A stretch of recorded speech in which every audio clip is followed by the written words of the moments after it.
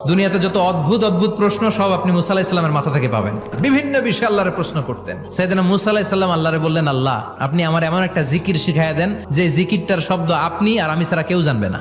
দিনে রাতে সব সময় এই জিকির আমি করব, আপনারে ডাকবো, কিন্তু শর্ত হলো এই জিকিরটা জানবে শুধু আপনি আর জানবো শুধু আমি। আল্লাহ বললেন, মুসা পড়ো লা ইলাহা ইল্লাল্লাহ। মুসা আলাইহিস সালাম কয়, মাবুদ এটা তো জাতীয় জিকির, সবাই জানে। আমি তো চাইছি এক্সেলেন্ট একটা জিকির, কারো কাছে নাই, শুধু আমি জানবো আর আমি পড়বো।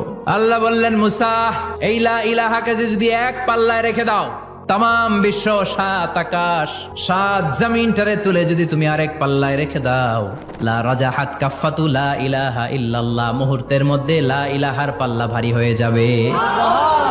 ও মুসা, তুমি যতই এক্সক্লুসিভ জিকির চাও, লা ইলাহার চেয়ে দামি জিকির আমার কাছে নাই।